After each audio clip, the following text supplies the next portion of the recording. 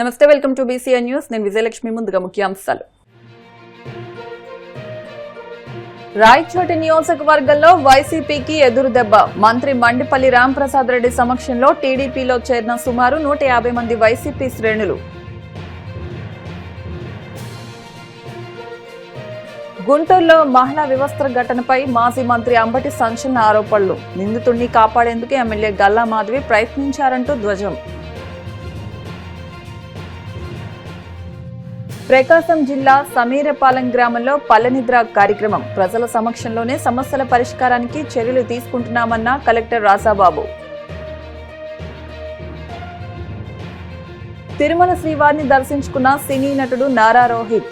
ఆలయ మర్యాదలతో స్వాగతం పలికిన అధికారులు. అన్నమయ్య జిల్లా రాయచోటి నియోజకవర్గంలో వైసీపీకి గట్టి ఎదురుదెబ్బ తగిలింది. లక్కిరెడ్డిపల్లె మండల జడ్పీటీసీ రమాదేవి, మాజీ ఎంపీపీ అంబాబత్తిన రెడ్డయ్య ఆధ్వర్యంలో సుమారు 150 మంది వైసీపీ శ్రేణులు మంత్రి మండిపల్లి రాంప్రసాద్ రెడ్డి సమక్షంలో టీడీపీలో చేరారు. వీరందరికీ మంత్రి రాంప్రసాద్ రెడ్డి టీడీపీ కండువాలు కప్పి పార్టీలోకి ఆహ్వానించారు.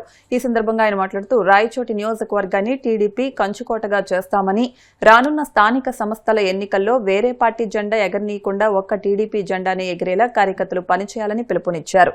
పాత కొత్త తేడా లేకుండా ప్రతి ఒక్క కార్యకర్త టీడీపీ బలోపేతం కోసం పనిచేయాలన్నారు.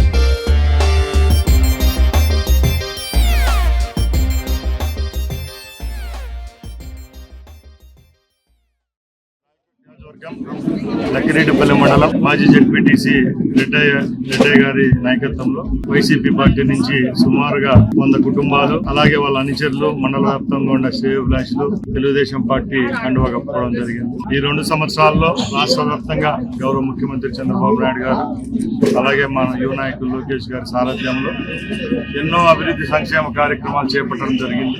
మన రాయచోటి నియోజకవర్గ విషయానికి వస్తే ఎంతో వెనుకబడిన ప్రాంతం. ఈ ప్రాంతాన్ని అన్ని విధాల అభివృద్ధి చేసుకోవాలనే తపనలో ఉన్న ప్రతి ఒక్క నాయకుడు అపన్న హస్తం ఇస్తా ఉన్నారు. దానిలో భాగంగానే గత 20 నెలలుగా వైసీపీ పార్టీ నుంచి ఎందరో నాయకులు తెలుగుదేశం పార్టీ తీర్థం పుచ్చుకోవడం జరిగింది. ఈ వెనుకబడి నియోజకవర్గంలో ప్రతి ఒక్క నాయకుని కళ ఈ ప్రాంతంలో ఉన్న ప్రజలకు తాగునీళ్లు, సాగునీళ్లు అందించాలనే ఉద్దేశంలో ఉండడానికే ఈ యొక్క చేరికలు జరుగుతూ ఉన్నాయి. 175 నియోజకవర్గాల్లో ఎక్కువ నీటి సమస్య ఉన్న నియోజకవర్గం రాయచోటి.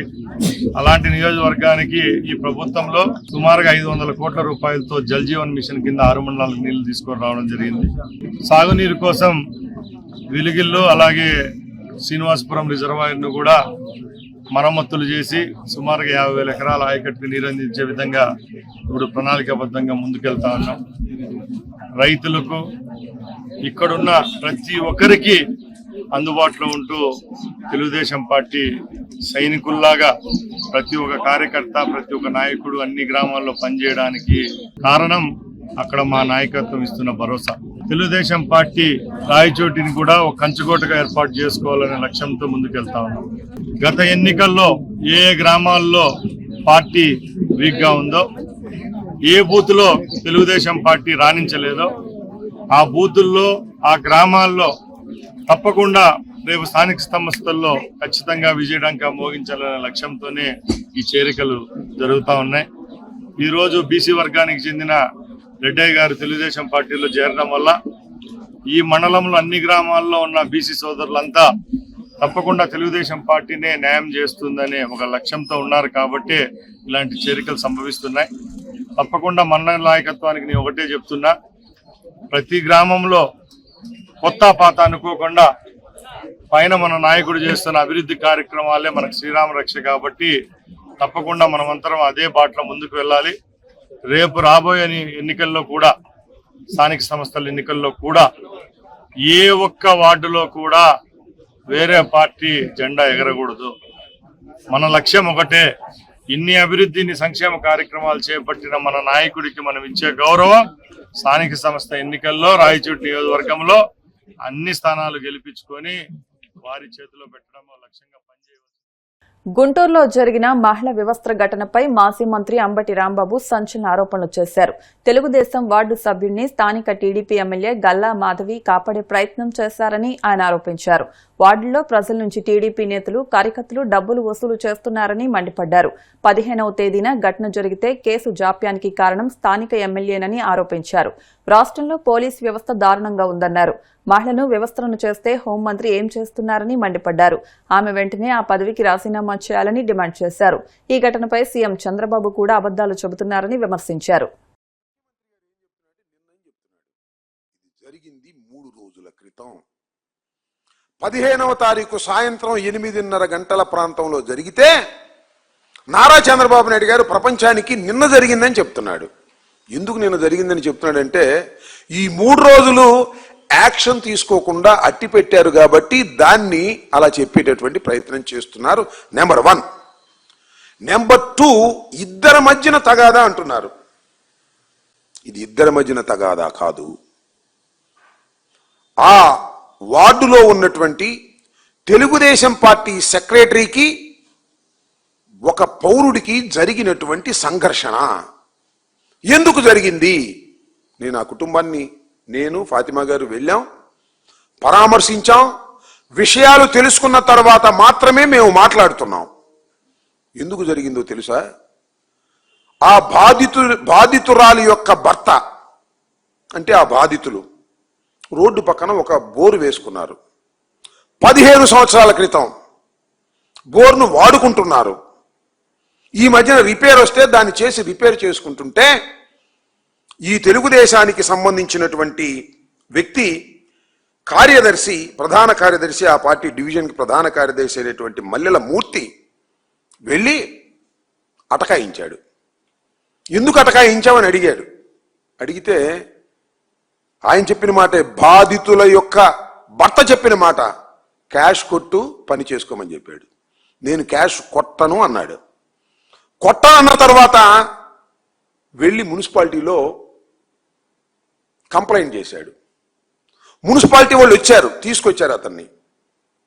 వచ్చిన తర్వాత వీళ్ళు వెళ్ళి అడ్డగించారు మున్సిపాలిటీ వాళ్ళు తీస్తుంటే. ఆ సందర్భంలో మూర్తి ఇప్పుడు బాధితురాలైనటువంటి మహిళని ఇష్టం వచ్చాడు కొట్టాడు, కొడుకును కొట్టాడు. కొట్టిన తర్వాత ఆ రోజు సాయంత్రం, అంటే 15వ తారీఖు సాయంత్రం పోలీస్ స్టేషన్కి వెళ్ళారు. ఈ బాధితురాలు కుటుంబం మొత్తం వెళ్ళారు. 3 భర్త, కొడుకు, ఆమె వెళ్ళారు. చేతికి గాయాలైనవి చూపించారు. చేతికి గాయాలైనవి అండి, కేసు పెట్టండి అని. ఆగండి, మీరు ఆగండి. వెళ్ళి ఆసుపత్రికి వెళ్ళమన్నారు. ఆసుపత్రికి వెళ్ళారు, సర్టిఫికేట్ తీసుకొచ్చారు. కేసు రిజిస్టర్ చేయండి అన్నారు. ఆగండి అన్నారు. చెయ్యలేదు.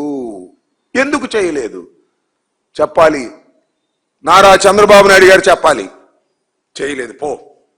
తర్వాత ఏం చేశారండి పాపం ఆ భర్త ఏం చేశాడంటే, సరే ఇంటికి వెళ్ళండి మీరు, నేను పోలీస్ స్టేషన్లో ఉంటాను, పోలీసులు ఇంకా రాలేదని ఆ భార్యని, కూతుర్ని ఇంటికి పంపించాడు. అప్పుడు వచ్చాడు మూర్తి మళ్ళా ఒక అవతారంతో, కొంతమందిని వెంట పెట్టుకొచ్చాడు. దానిలో ట్రాన్స్జెండర్స్ ఉన్నారు. తీసుకొచ్చి భర్త పోలీస్ స్టేషన్లో ఉండగా, పోలీస్ స్టేషన్లో కేసు రిజిస్టర్ చేయమని భర్త అక్కడ కూర్చుని ఉండగా, ఎరా పోలీస్ స్టేషన్లో కేసు పెడతావా? నేను తెలుగుదేశం వాడిని, నువ్వు పోలీస్ స్టేషన్లో కేసు పెడితే కేసు రిజిస్టర్ చేస్తారా?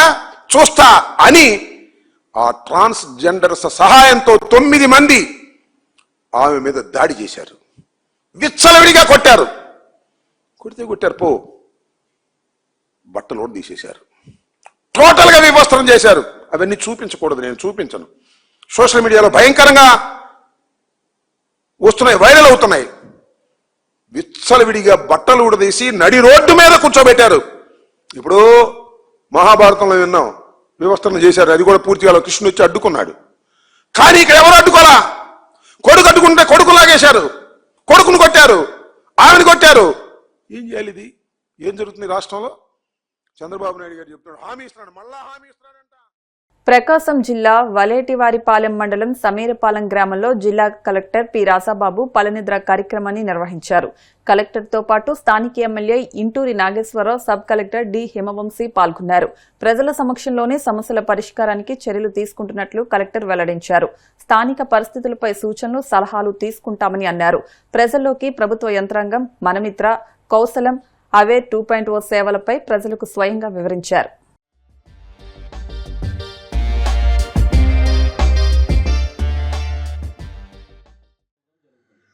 అంటే స్వచ్ఛాంధ్ర స్వర్ణాంధ్ర అనే ప్రోగ్రాం ప్రతి శనివారం మనం అబ్జర్వ్ చేయడంతో పాటు ప్రత్యేకించి నెలలో 3వ శనివారం అయితే కంప్లీట్గా ఈ ప్రోగ్రాం మీద కాన్సన్ట్రేట్ చేస్తున్నారు. మొత్తం జిల్లా యంత్రాంగం అంతా, రాష్ట్రం అంతా కూడా దీని మీద ఉంది. గౌరవ ముఖ్యమంత్రి వర్గం కూడా మనకి ఈ ప్రోగ్రాంకి ఏదో ఒక జిల్లాలో అటెండ్ అవ్వడం జరిగింది.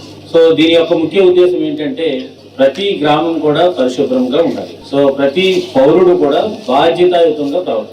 ఈ రోజు మేమందరం కూడా ఒక కలెక్టర్ అండ్ జిల్లా యంత్రాంగం అంతా కూడా ఈ ఊరు వచ్చారు అని అంటే కనుక, సమీరపాలెం వచ్చారు అని అంటే కనుక దాని అర్థం ఏంటంటే ప్రభుత్వ యంత్రాంగం మీకోసం ఉంది అనే ఒక నమ్మకాన్ని మీలో కల్పించాలనే ఉద్దేశంతోనే రాత్రి ఏదో చివరి గ్రామం అయినప్పటికీ కూడా అందరూ జిల్లా యంత్రాంగం అంతా కూడా ఇక్కడ రావడం జరిగింది. సో యంత్రాంగం ఎప్పుడైతే వచ్చిందో ఆటోమేటిక్గా మనలో ఏమవుతుంది, కలెక్టరు జిల్లా యంత్రాంగం అంతా వచ్చారు, మన సమస్యలు వింటారు అనేది ఏ విధమైనటువంటి అవగాహన మీకు వస్తుందో, అదేవిధంగా ఈ ప్రోగ్రామ్స్ అన్ని కూడా కండక్ట్ చేసే దానికి ఏంటంటే మనకి ఇప్పుడు ఏం జరుగుతుంది, మనం ఏం చేయాలనే దాని మీద ఒక అవగాహన ఇవ్వాలనేది. సో అంతేగాని ఈ రోజు వచ్చాము, ఏదో చెప్పారు, వెళ్ళిపోయారు అని అనుకుంటే కనుక దాంట్లో మార్పు అనేది రాదు. మనకి ఈరోజు మార్నింగ్ నేను ఈ ప్లేసెస్ అనేది తిరుగుతుంటే మన ప్రెసిడెంట్ గారు, తర్వాత ఉన్నటువంటి కార్యకర్తలు, తర్వాత ఈ ఊరు కోసం ఏదో చేయాలనుకున్నటువంటి యూత్ అందరూ కూడా నాతో పాటు రావడం, సార్ మాకు ఈ సమస్య ఉంది, ఈ సమస్య ఉందని చెప్పడం, ఇవన్నీ కూడా వాళ్ళు ఎంతో అంటే కలెక్టర్ అండ్ జిల్లా యంత్రాంగం వచ్చారు కాబట్టి మా ఊరికి ఏదో మంచి జరుగుతుంది అనే ఒక అభిప్రాయంతో మాకన్నీ కూడా ఆనందంగా ఇవన్నీ కూడా చెప్పడం అనేది జరిగింది.